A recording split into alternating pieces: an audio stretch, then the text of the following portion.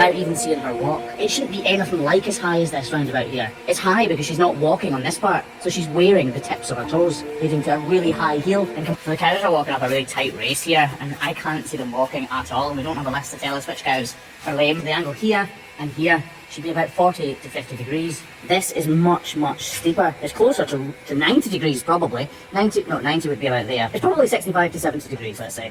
Anyway, we're not going to shorten the tips of her toes because she's already worn those away. What we are going to do is reduce this angle to give her back her sole depth to the correct depth. I'm not going to remove any material from the tip of the toe, but I remove tiny, tiny fragments of hoof horn from the tip of the toe and the bulk of the material from her heel.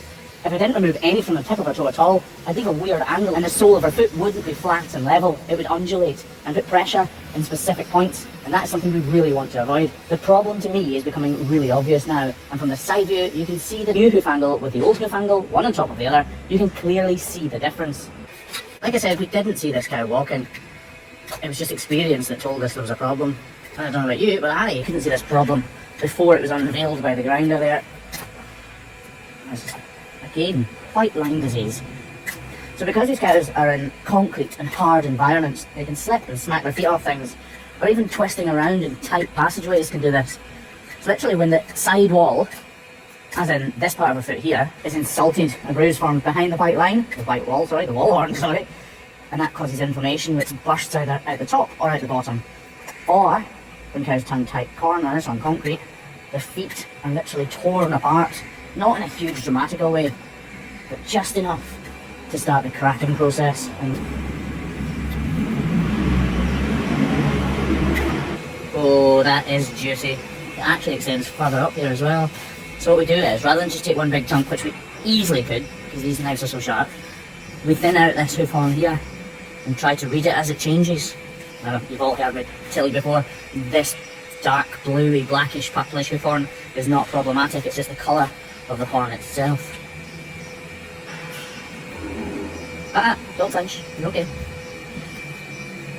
Tell we're getting close to the problem there. I'm not sure if you picked that up on camera, but the minute little flinches from her there. I'll just give this a wash out. So I just want to widen out this model a little bit and take it just this little bit further down here.